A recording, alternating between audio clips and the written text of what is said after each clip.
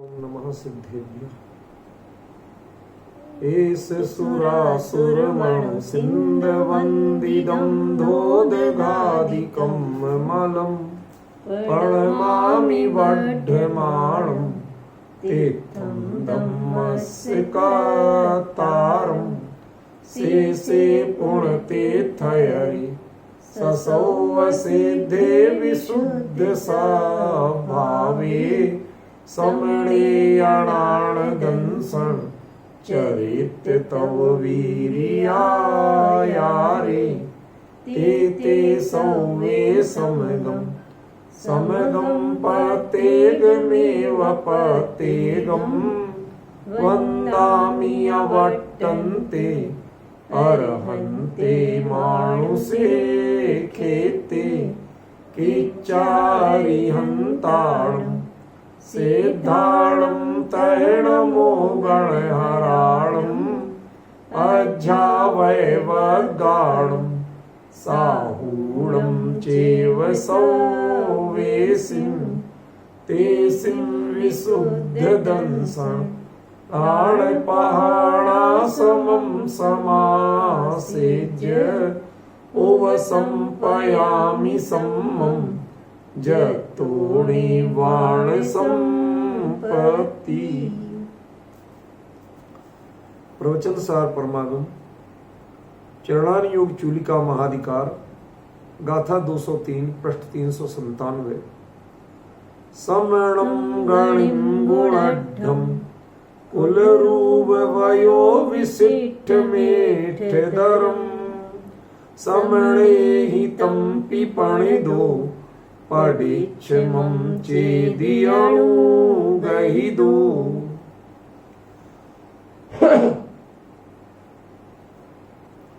इस गाथा का अर्थ आपको जो चर्चा करूंगा उसमें अपने आप धीरे धीरे मिलेगा। शब्दार्थ आपको कल बता ही दिया था। समणम माने श्रवण, गणिम माने गणी यानी आचार्य, गुणोद्धम माने अपने से श्रेष्ठ गुण वाले, कुल से श्रेष्ठ, रूप से श्रेष्ठ, वय माने उम्र में श्रेष्ठ ज्येष्ठ, और विशिष्ट इन सब से जो विशिष्ट हैं, और मिष्ट धर्म जो आपको मिष्टतर हैं माने अच्छे लगने वाले हैं। आज हम बहुत सी चीजों को, कोई व्यक्ति दिखता है उसको हाउस स्वीट कह देते हैं, कहते कि नहीं कहते? जो चीज हमें अच्छी लगी हाउस स्वीट। अब उसमें कोई जरूरी नहीं है कि उसमें मिठास कुछ हो, वो रस की चीज नहीं है, आप उसे खाते नहीं है, लेकिन फिर भी मिष्ट कहते हैं, स्वीट कहते हैं। क्यों? अच्छे के रूप में। यहां भी उसी अर्थ में समझ गए ना? यहां जो मिष्ट है उसका अर्थ बिल्कुल वही है, ठीक है ना? हाउ स्वीटेस्ट जैसे हम बोलते हैं, ये तो बढ़िया से बढ़िया है, इस अर्थ में ही है। यह मिष्ट का मतलब रसास्वादन नहीं मानना।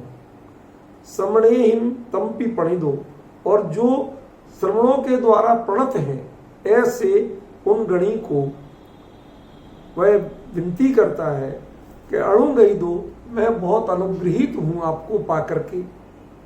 मम चा पडिच्छम, और मुझे प्रदान करो। क्या प्रदान करो? ए साइलेंट। अब जिस जगह पे जो मिलता होगा वही तो मांगेगा। कोई डॉक्टर के पास जाएगा, साहब हमें बस आप कृपा करो हमारे लिए, तो मतलब क्या होगा? कि आप अच्छा इलाज करो। धनी के पास जाएगा तो मुझे धन प्रदान करो, कृपा करो का अर्थ, ठीक है ना? गुरु के पास जाएगा तो कृपा करो का अर्थ ज्ञान प्रदान करो हो जाएगा, समझ गए? न्यायाधीश के पास जाएगा और उससे कहे कृपा करो तो उसका अर्थ है कम दंड दो। देखो शब्द वही है, कृपा करो, लेकिन किससे मांग रहे आप, उससे वह अभिप्राय स्पष्ट होता है। ऐसे ही जब संगपति आचार्य से वह याचना करता है तो उनके पास है क्या जो दे? संसार का कुछ है क्या? कुछ भी नहीं, समझ गए? वो तो कायदे से उपदेश भी नहीं देते। मैं आज सुबह दिन में काफी पढ़ा, इसके लिए नहीं वैसे ही, उसमें एक ऐसा आया कि ये न मतलब जो ये ना व्याख्यांति शास्त्रम, जो शास्त्रों की व्याख्या नहीं करते, पढ़ के नहीं सुनाते। न च ददाति दीक्षादिकम च शिष्याणाम, और जो शिष्यों को दीक्षा आदि नहीं देते। कर्मोन्मूलन सत्ता, जो मात्र कर्म के क्षय करने में ही समर्थ है, उनकी एकमात्र योग्यता है कि वो कर्म क्षय कर सके। ध्यान रता ते साधवा गया, ऐसे जो अपने कर्म को दूर करने के लिए जो ध्यान में लगे हैं, उनका नाम ही साधु। अब आज देखें यदि तो ये लक्षण कहीं मिलते हैं।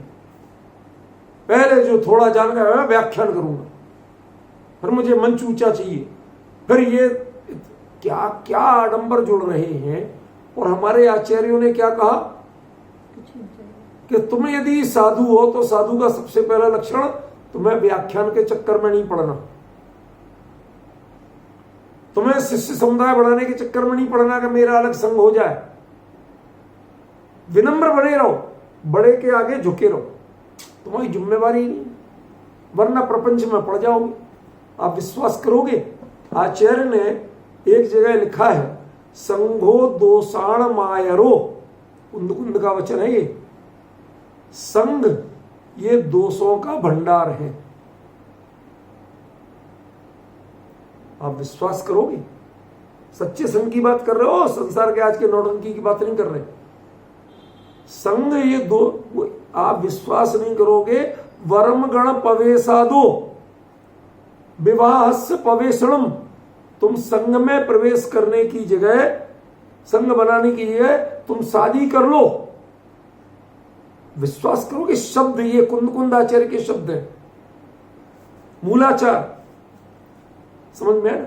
वरम गण पवेशादो विवाहस्य पवेशणम, समझ गया ना? और उसी में अंत में कहते हैं गणो दोषाण मायरो, ये संघ जो बनाना ये दोषों का भंडार है।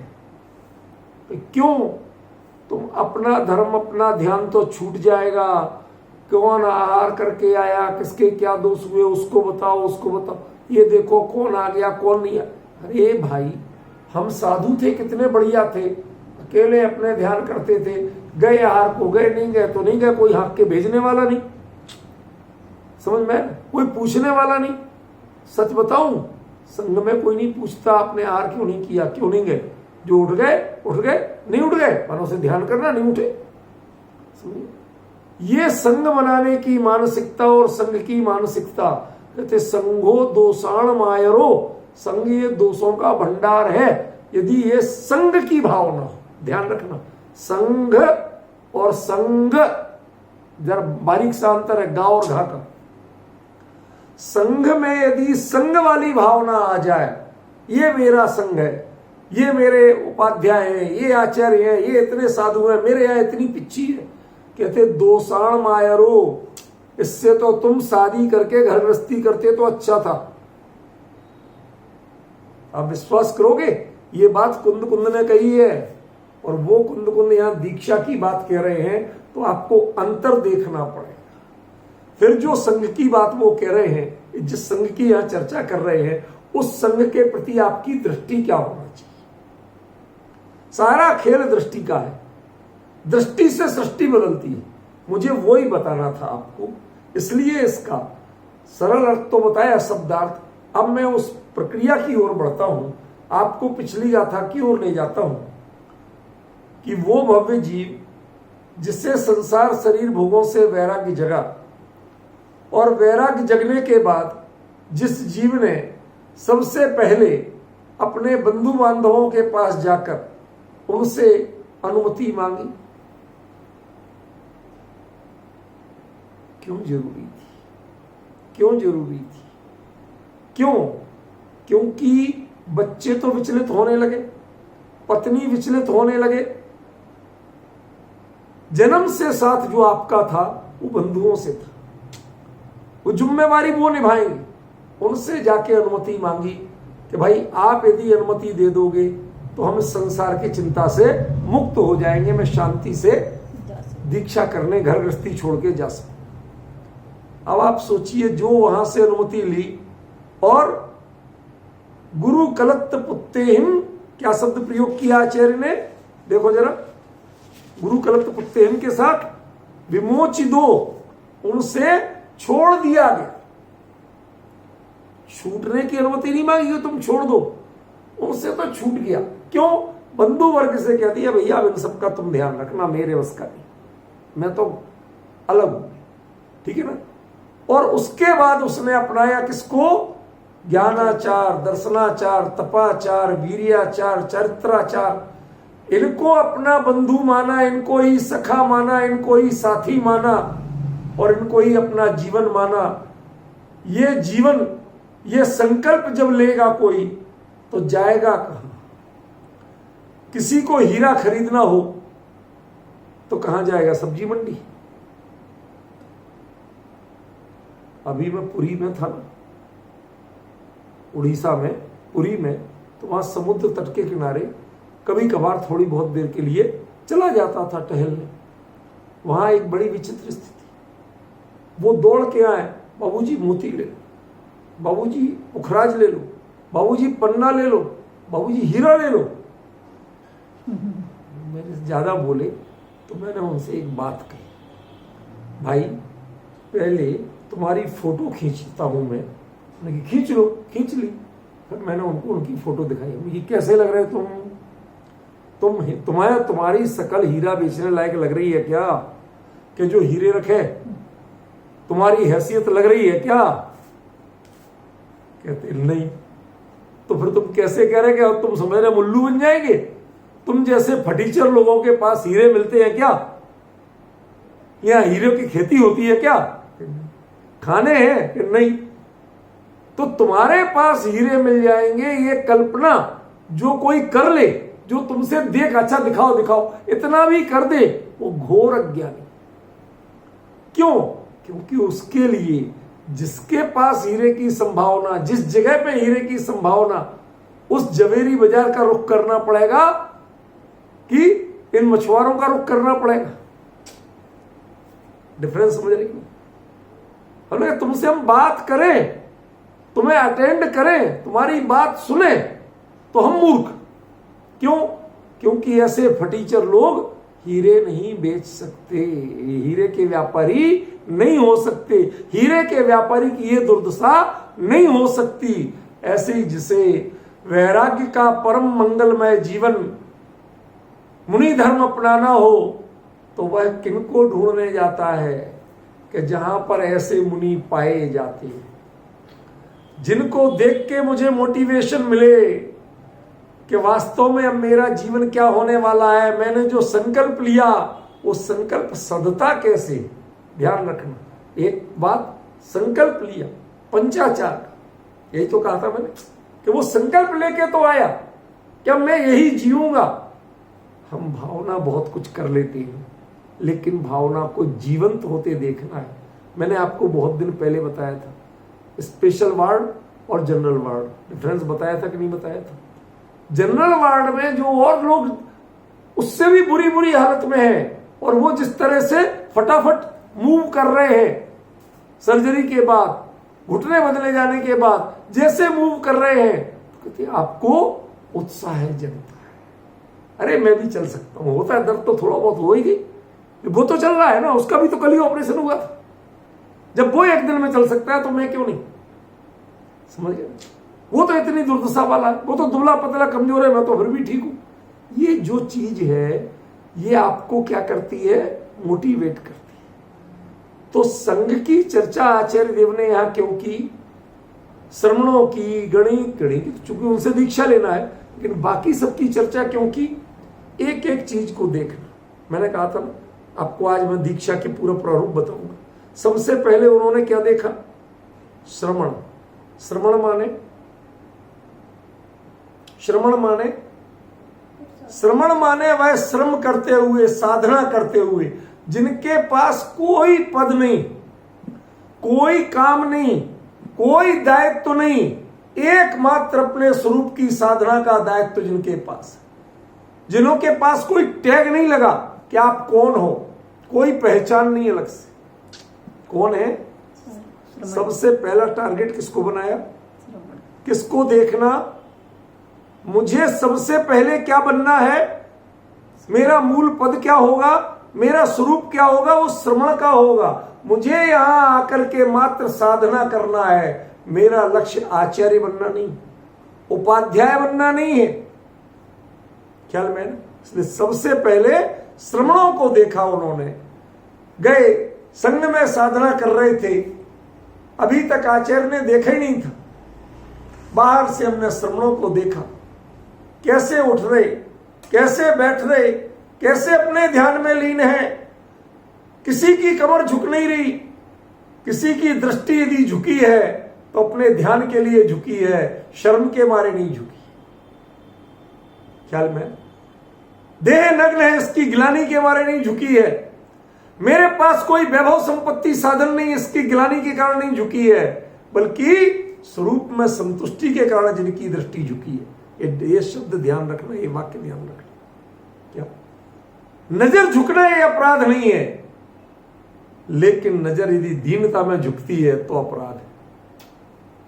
यदि मुनि दशा में आपको दीनता लगती है कि मेरे पास तो कुछ है ही नहीं, ये तुम्हारी सबसे बड़ी शान है कि तुम्हारे पास कुछ नहीं। क्या मैं परीक्षा में जाता हूं, उस समय किसके पास क्या क्या है निकालो। जिसके पास कुछ भी नहीं निकला, पेन तो लिख ही रहा था, कुछ नहीं निकला, कहते भाई ये सबसे बड़ी आदमी। और जिसके पास कुछ भी निकला, वो कुछ भी निकलना वो अपराध की निशानी है। उसमें कुछ लाना ही नहीं था, तुम लाए क्यों? समझ गया ना? आजकल एग्जाम इतने एडवांस हो गए, आपके मोबाइल अलाउ नहीं, गैजेट्स अलाउ नहीं,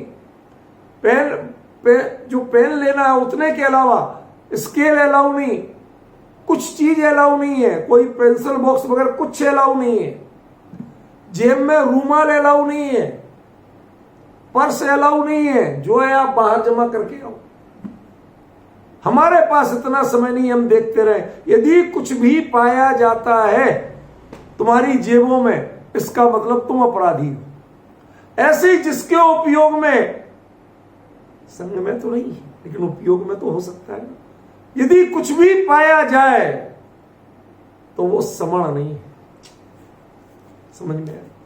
उन श्रवणों को देखा कैसे अपनी साधना कर रहे थे, अत्यंत निष्प्रमाद, अत्यंत निष्प्रमाद, किसी काम के लिए पराधीनता की अपेक्षा नहीं। कोई भैया जी नहीं होते हैं कभी संघ में, कोई दीदी जी नहीं होती है कभी संघ में। ये सब हमने परिग्रह के नाम बदले। ये निसंगता नहीं है।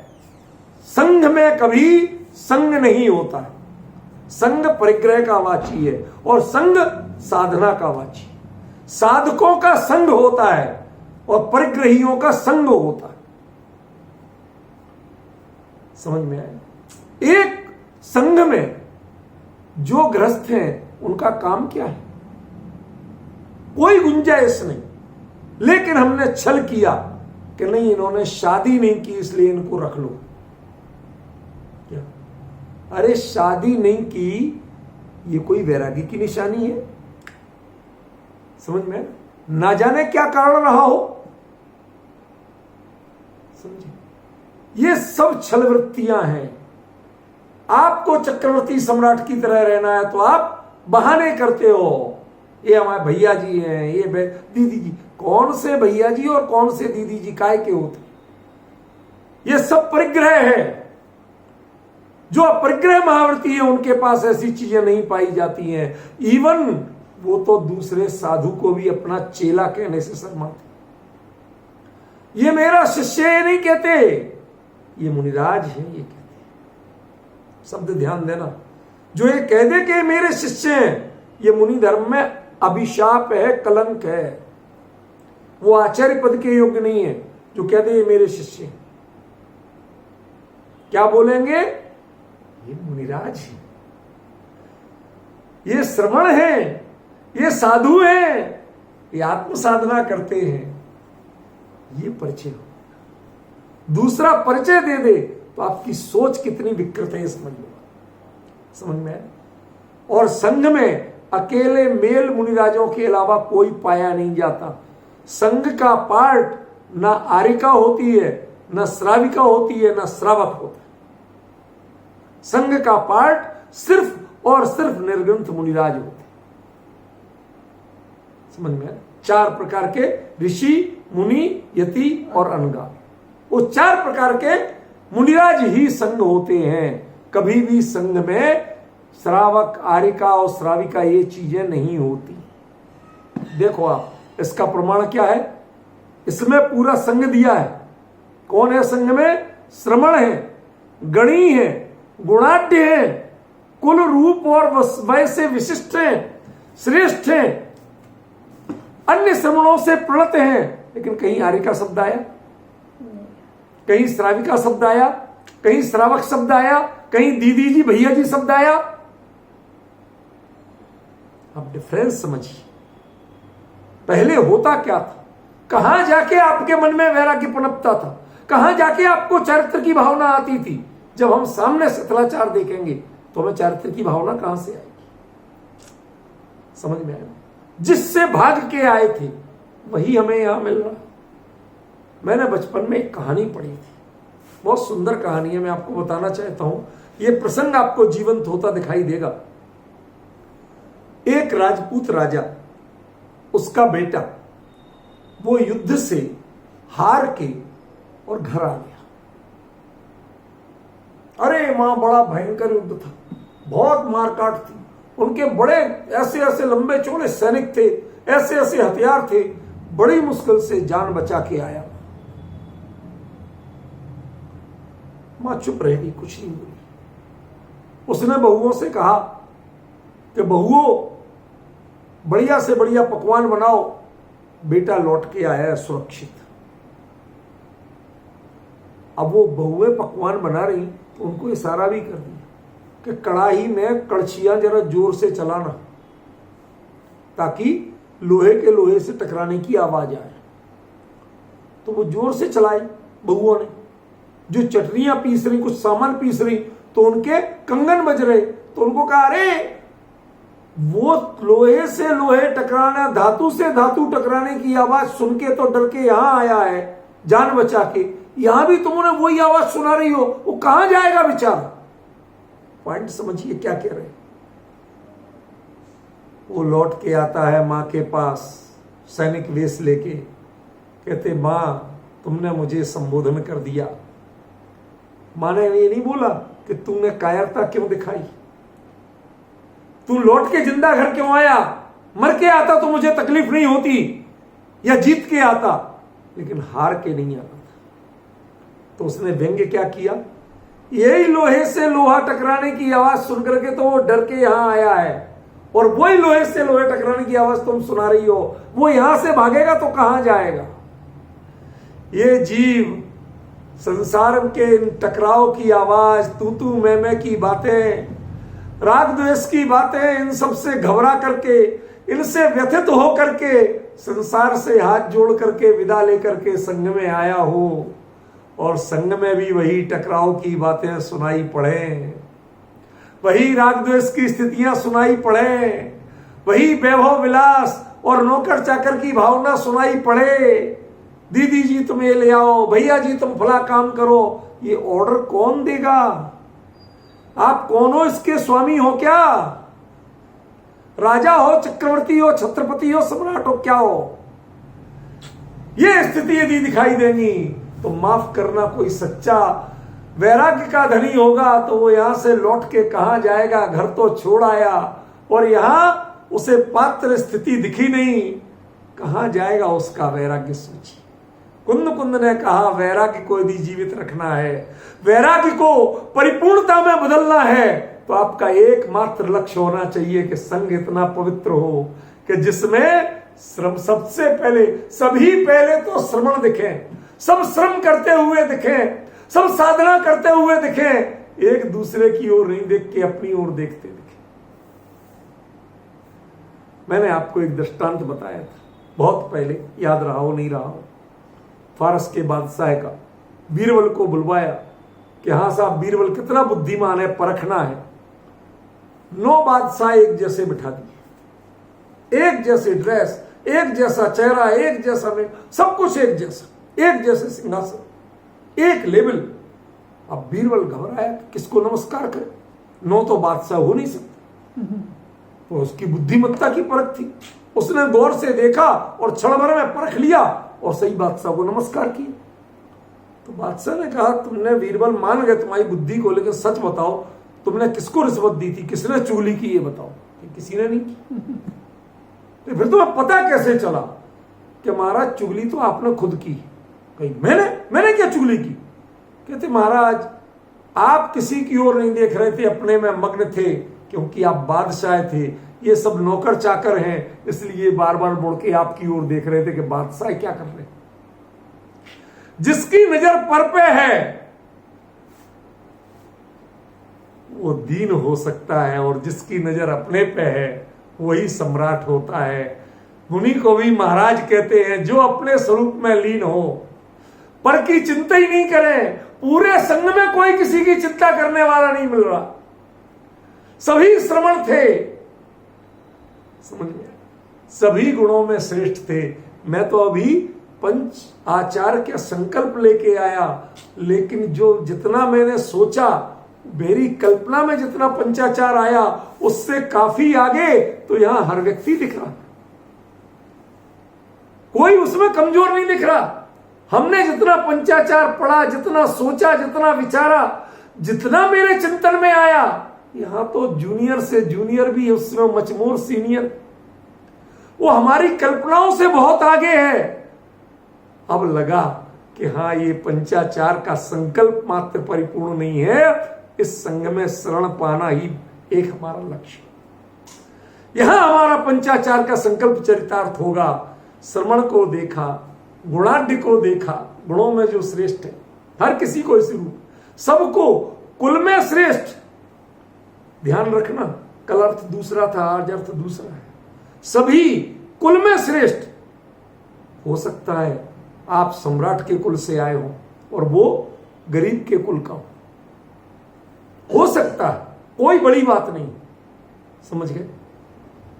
हमारे यहां कुम्हार भी बने, तेली भी बने, और पता नहीं कौन कौन आजीविका वाले कब कब छोड़ छोड़ के बने, प्रमाण है हमारे पास। लेकिन हर किसी को वो क्या करे, ये कुल में मेरे से श्रेष्ठ हैं, ये रूप में मेरे से श्रेष्ठ हैं, जबकि वो अभी आया है, वो तो नहाया धोया होगा, साफ सुथरा होगा, और ये कोई भी सब मलिन शरीर के। समझ में आया? और कह क्या रहा, ये मेरे से रूप में श्रेष्ठ, ये मेरे से उम्र में श्रेष्ठ है। हो सकता है कि वो उम्र का बड़ा हो और सामने उम्र के छोटे हो, तो भी ये उम्र में श्रेष्ठ है। क्यों? मैं बताता हूं। सबसे बढ़िया कुल किसका? जिसमें सदाचार पाला जाए वो कुल अच्छा। जिसमें सदाचार का पालन नहीं है तो पैसे से कुल महान नहीं होता है। पैसे तो वेश्याओं के पास भी बहुत पाए जाते हैं। समझ में आ रहा कि नहीं आ रहा? आज आपका क्या सिस्टम काम नहीं कर रहा है? सही सुनो, ध्यान से सुनो जरा, बहुत गंभीर चर्चा है। कुल से श्रेष्ठ क्यों? क्यों कि जिनके कुल में सदाचार पंचाचार पाला जाए, उनसे श्रेष्ठ कुल तीन लोक में किसी दूसरे का हो ही नहीं सकता। जन्म का कुल अलग चीज है, और संघ को भी कुल कहते हैं। समझ में आया?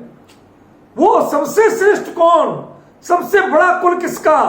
कि जिसमें पंचाचार का पालन होता है, उससे बड़ा कुल कोई दूसरा नहीं। तो यहां जितने हैं सभी मेरे से श्रेष्ठ कुल वाले हैं। क्यों? मैं पंचाचार का संकल्पी हूं, और ये पंचाचार की जीवंत मूर्ति। समझ में आया? ये मेरे से श्रेष्ठ रूप वाले हैं। क्यों? क्योंकि मैं धोने के बाद भी देह को चमका पाया, चारित्र को नहीं चमका पाया। इन्होंने देह के मैल को नहीं छुटाया, लेकिन चारित्र को इतना उज्जवल बनाया कि मेरे से सुंदर रूप वाले हैं। मेरी दृष्टि अब देह पे नहीं है, मेरी दृष्टि अब चारित्र पे। सोचिए, उसके भाव देखिए, उसके लिए उनका रूप ज्यादा अच्छा क्यों लगा?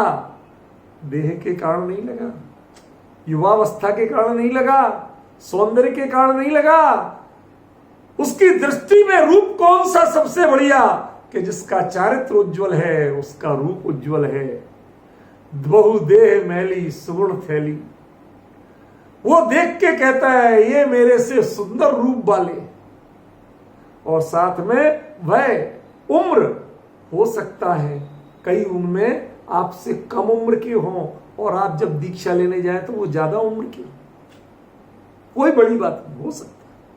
लेकिन ध्यान रखना, जिस दिन आप दीक्षा लेते हो उस दिन चाहे एक दिन पहले का भी दीक्षित हो, वो आपसे वरिष्ठ है, श्रेष्ठ है। साधु पने में उसकी उम्र ज्यादा है, आप तो अभी पैदा होने जा रहे हो।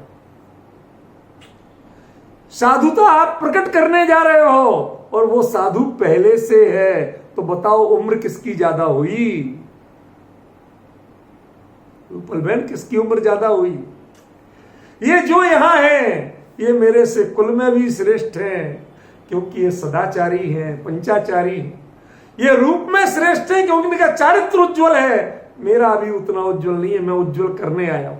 मैं तो अपने आप को पखालने आया हूं, अपने कर्मल का प्रक्षालन करने आया हूं, और ये बहुत प्रक्षालन कर चुके हैं, इसलिए इनका रूप सुंदर है। इनका उम्र बड़ी है, भले ही देह की छोटी हो, पर उनके साधुपने की उम्र बड़ी है। मैं तो अभी साधुपने में, एक वो कहानी सुनी होगी ना, वो एक इस बहू ने परिचय दिया साधु को कि अब मेरे ससुर अभी पैदा नहीं हुए, सास इतने उम्र की है, बहू मेरे पति देव 6 महीने के हैं। क्यों? कि 6 महीने से इनको धर्म की रुचि लगी है, उसके पहले नहीं थी। समझ में? ससुर तो अभी पैदा ही नहीं हुए, मानो उनको इतने बूढ़े हो गए, आज तक धर्म की रुचि ही नहीं। ये देखिए कितना बारीक अंतर है। ये कथाओं में प्रचलित है, लेकिन संग में उसकी दृष्टि देखिए। ये मेरे से सभी उम्र में श्रेष्ठ है, सभी कुल में श्रेष्ठ है, सभी रूप में श्रेष्ठ है, और उसके साथ मिठ्ठ धर्म, ये मेरे लिए वेरी स्वीटेस्ट है। ये मुझे अत्यंत प्रिय लग रहे हैं, इनमें कहीं कोई कमी नहीं लग रही। कल्पना कीजिए आप वैराग्य का भाव लेके जाएं और वहां लैपटॉप से खेलते हुए महाराज जी मिलें, मोबाइल से बात करते मिलें, गैजेट्स का उपयोग करते मिलें, आज इंटरनेट कम आ रहा है, कुछ ऐसा करते मिलें, क्या होगा भैया? कहते हम भी घर में यही करते थे, आप भी यही कर रहे, तो हम यहां आए क्यों? साधु बने क्यों? ये जो वैराग्य की भावना है, संघ में जाने की भावना है, संघ का आचरण लोगों को मजबूर करता है कि आप संघ में आइए। जिसके हृदय में वैराग्य का अंकुर जगा हो, उसको आपका संघ का आचरण मजबूर करेगा कि संघ में आइए। और संघ में यदि आचरण ऐसा करते हो आप, तो कौन आएगा संघ में, ये बताइए। इसलिए इस गाथा से सीखो संघ क्या होता है, संघ के एक एक व्यक्ति को आचरण क्या करना चाहिए। उनका आचरण होता है ऐसा करना चाहिए कि कोई बात ही नहीं है। क्यों? जिसका ऐसा आचरण नहीं है वो संघ के लायक ही नहीं है, वो मुनि ही नहीं। ये आचार्य कुंद कुंद कह रहे हैं भैया, मैं नहीं कह रहा, ये उनकी गाथा है। और इसके बाद भी उनकी विनम्रता देखिए, कैसी विनम्रता। जो अपने से श्रेष्ठ लग रहे हैं उनके प्रति प्रणदो, प्रणत हैं। कुछ नत होते हैं, कुछ प्रणत होते हैं। 2 शब्दों का अंतर अभी दिखाऊंगा, आप मतलब गदगद हो जाएंगे। जब व्यक्ति किसी स्वार्थ से झुकता है तो नत होता है, और जब परमार्थ से झुकता है तो प्रणत होता है।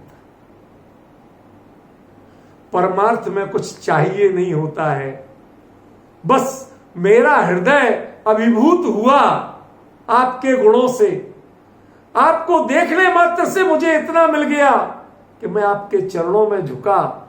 ये परमार्थ का भाव है। और जब कुछ भी चाहिए, इवन उपदेश भी चाहिए, तो वो स्वार्थ का भाव है। स्वार्थ में नत तो हुआ जा सकता है, प्रणत नहीं हुआ जा सकता। आचार्य ने यहां प्रणत शब्द का प्रयोग किया है, नत शब्द का प्रयोग नहीं किया। मैंने कहा था आपको ये गाथा अद्भुत है। एक एक चीज में आपको पूरा संग चलता फिरता दिखाई देगा, एक एक भाव ऐसा झलकता दिखाई देगा, यदि आप में देखने की सामर्थ्य है। समझ में? वो प्रणत हो रहे हैं, कितनी गुण ग्रहण की भावना है।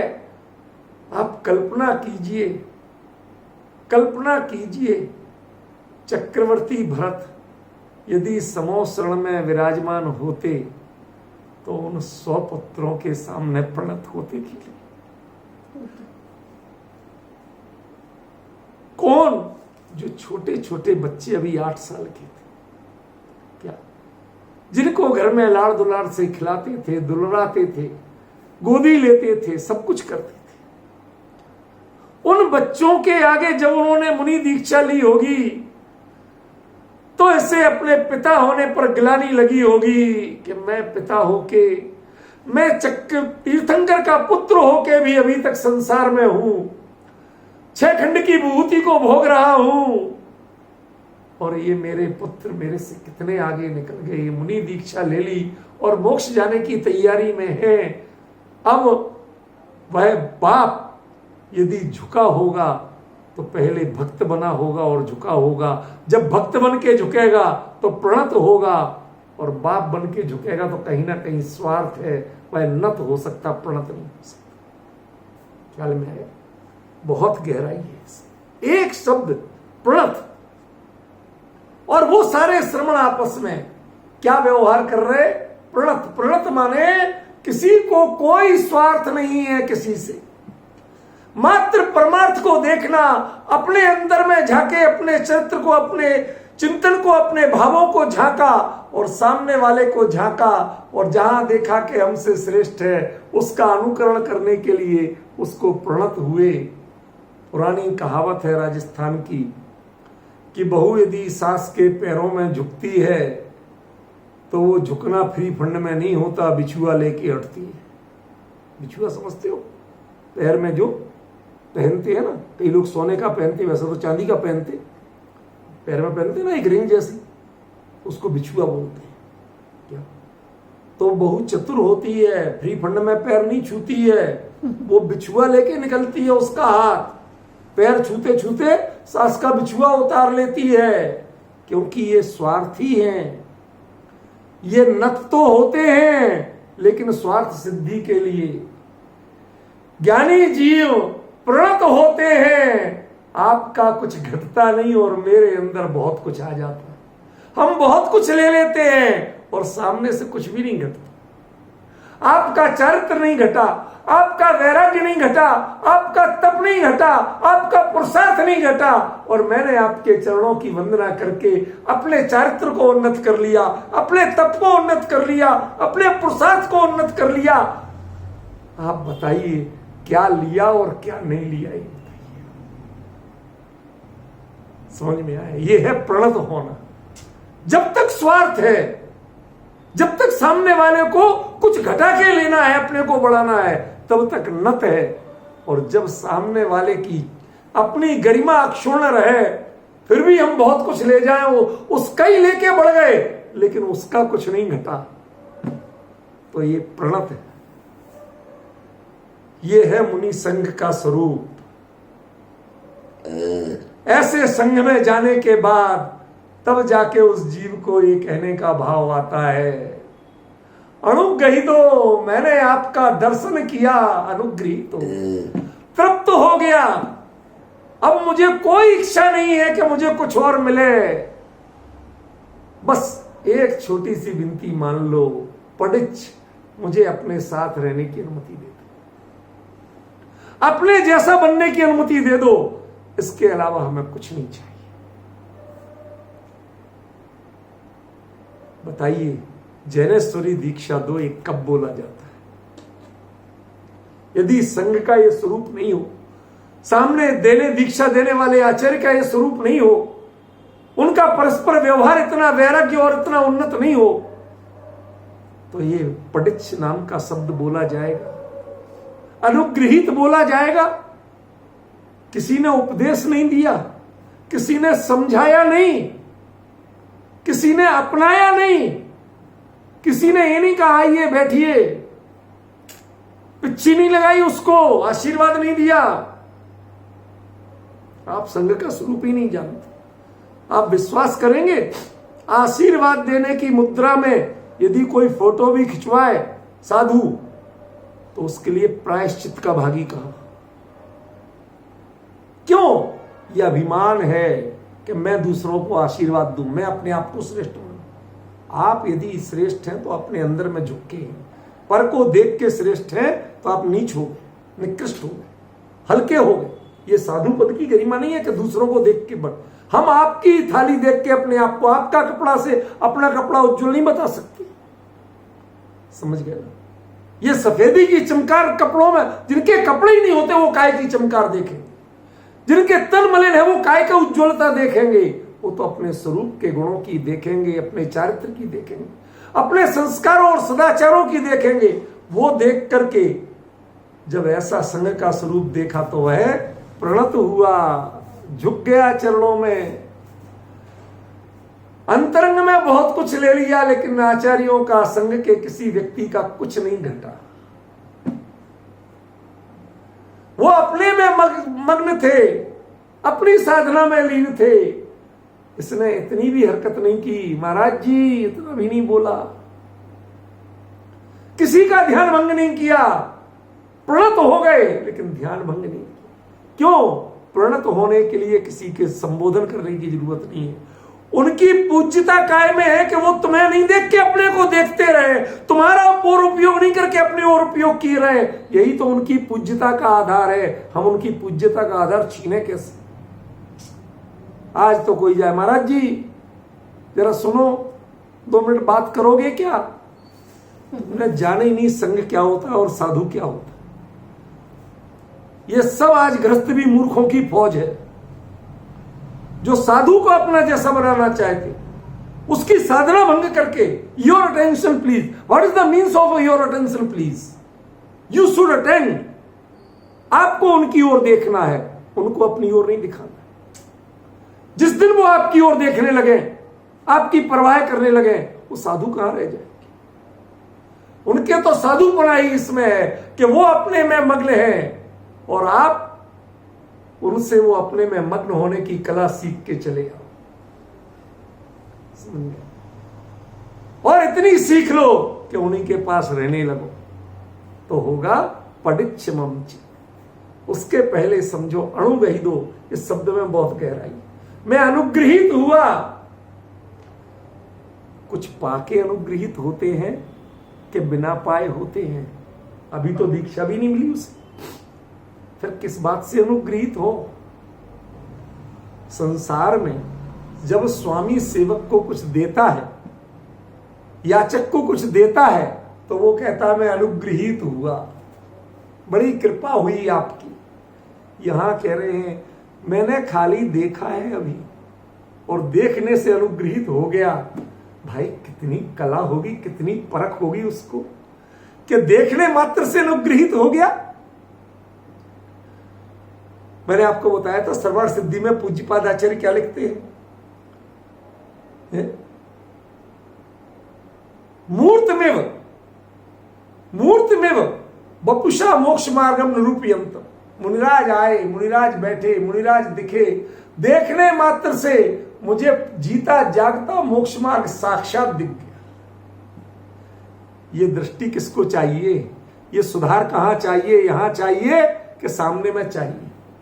उनका तो जीवन वैसा है, लेकिन आपके परिणाम जब ऐसे बदलेंगे, जब आपको मोक्ष मार्ग जीवंत एक साधु में दिखेगा, भैया हम तो कृतकृत्य हो जाएंगे ऐसे साधु को पाकर।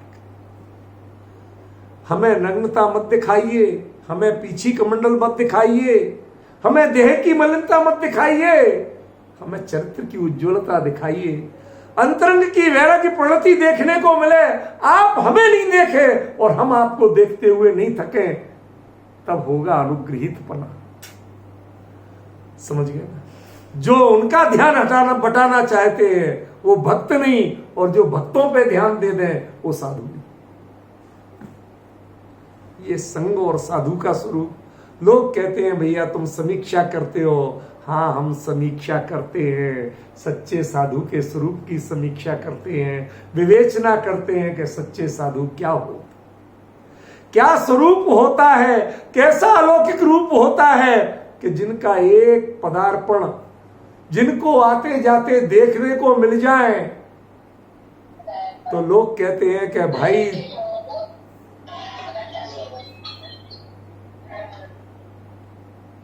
क्या गजब का स्वरूप है। विचार तो करो, देखने को मिल जाए तो कहते मेरे मंगल हो गया, तुम्हारा सारा अशुभ टल गया। ऐसे साधु देखने को मिल गए, जन्म जन्मांतर का पुण्य फल गया। भगवान हम चाहते हैं आप ऐसे साधु हो कि लोगों को देखने से मंगल हो, जन्म जन्मांतर का पुण्य फल प्रतीत हो, और वो आपको देखने मात्र से एक शब्द नहीं बोलो, एक उपदेश नहीं दो, अरे आंख उठा के भी नहीं देखो उनकी ओर, तो भी वो कहे प्रभु मैं अनुग्रहित हो गया। यदि आप मेरी ओर देख लेते तो शायद मैं लौट के चला जाता। क्या आप मेरी ओर ध्यान दे लेते, आशीर्वाद देने लगते, तो मैं शायद लौट के चला जाता।